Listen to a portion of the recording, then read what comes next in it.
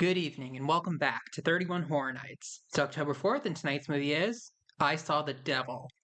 This movie is less of a horror and more of a thriller from South Korea, but I did hear this come up a lot when I was researching underrated scary movies. It is about a man whose wife or girlfriend is killed by a serial killer, and this is him trying to get his revenge. But from what I understand, it's one of those things where, gradually over the course of the movie, he becomes just as bad as the man he's after. One of the actors is from the movie Old Boy, which isn't just one of the most critically acclaimed South Korean movies of all time. It's just one of the most critically acclaimed movies ever. It's usually used in the list of movies as to why people need to watch more movies in sub because they're missing out. I have seen my fair share of South Korean movies for horror nights over the years, and some of them have been really good. I love Train to Busan. I loved Gonjiam Haunted Asylum. I noticed that this movie is pretty long. I think the second longest movie of this month. It's not as long as The Wailing. The Wailing was, I think, over 2.5 hours long. Maybe this movie is so long because they want to show us the entire process of our hero becoming another one of the villains. I'm gonna check it out.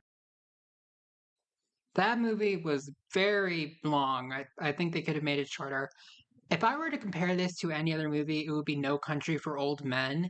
It has a lot of really good moments in it, good action scenes, and a pretty interesting villain, but it's also really slow and has kind of an underwhelming ending. I'm going to give it a 6 out of 10. I think that the people online talking about this movie and some of the characters in this movie sort of oversell the idea of our main character becoming just as bad as the serial killer he's going after, because he's really not. Ever, even as worse, he's not even close. If we're comparing the characters in this film to the ones in No Country for Old Men, the main character is a lot more compelling, the villain is less compelling. Our villain, Jong Kyung Chul, in South Korea, they do last name first. So Kyung Chul is not really as interesting as Anton from No Country for Old Men. He just seems like a psycho. Our lead, Soo Hyun, who is like a special agent, he is not part of the police, but he has a fiance whose dad is the chief of police, and she is the first victim that we at least see. It's likely that this killer has had plenty of victims before that, and he has a couple after as well.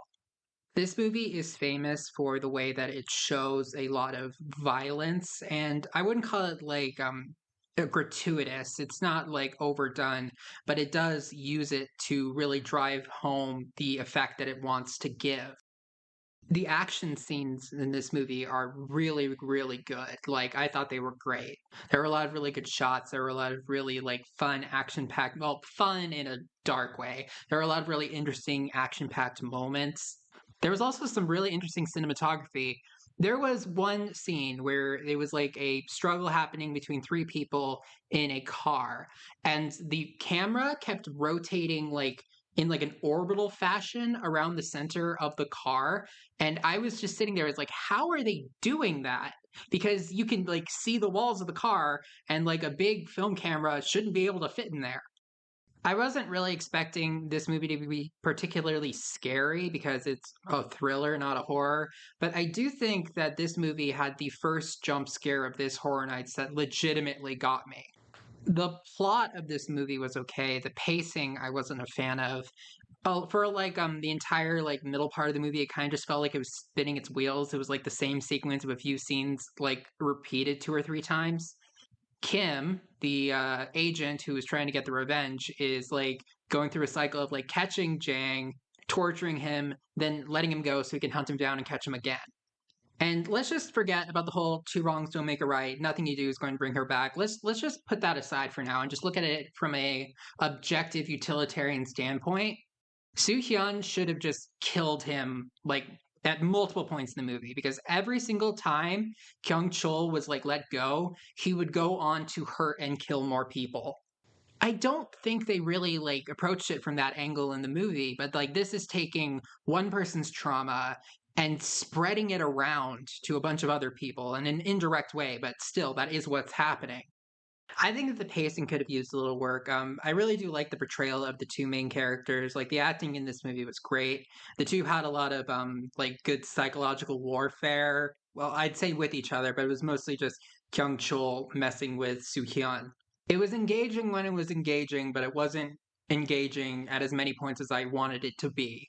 I thought it was good, but the ending was a little underwhelming, and I understand that that was sort of the point. Part of it was trying to get across the fact that even if you do get your revenge, it's a hollow victory. So, both for the main character and the audience, this isn't like a super triumphant win, but eh, if you really liked No Country for Old Men, you're probably going to really like this movie. If, like me, you had mixed feelings about No Country for Old Men, you'll probably have mixed feelings about this film too. Maybe it's unfair to constantly compare this to another movie, but that other movie in question is one of the most lauded movies ever, so hopefully this won't be seen as too offensive. Now I want to talk about some spoilers. It was kind of interesting seeing Kyung Chol's, I guess, maybe not thought process, but like just how he goes about these things. He seems to, for the most part, just want to target women.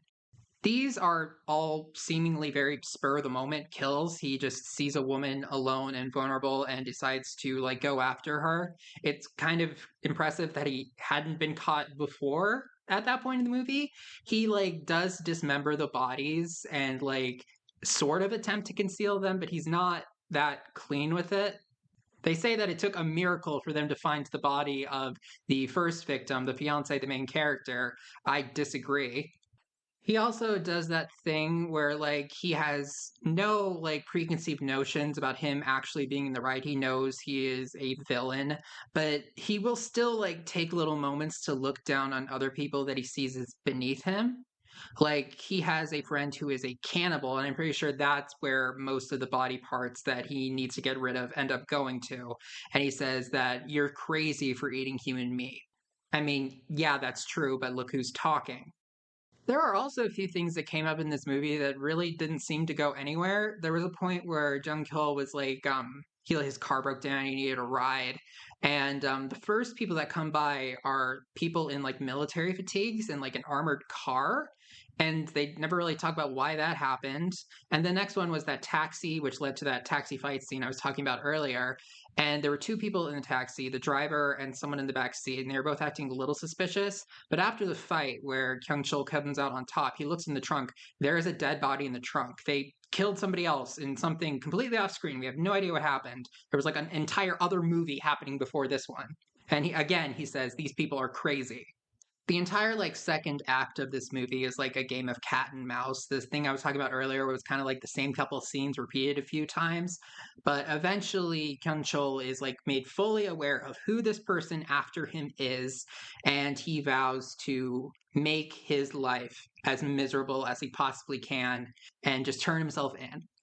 He does manage to kill some of Hoo-seon's family, and that was that one jump scare scene. It was a young woman who was approaching a kitchen, and you assume that the killer is in the kitchen, but then like it's quiet for like 30 seconds, and then suddenly he appears from like next to her.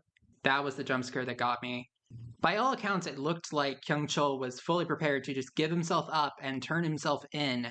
But right before he was about to get captured, he literally gets kidnapped in a drive-by by Soo Hyun, and he takes him back to his house, which has like a fishing wrangler place where he used to kill the people and cut up the bodies. And he was torturing him, and there was like this really nice conversation between the two of them, where at first Kyung Chol pretended to be like sniveling and pathetic and like begging for his life.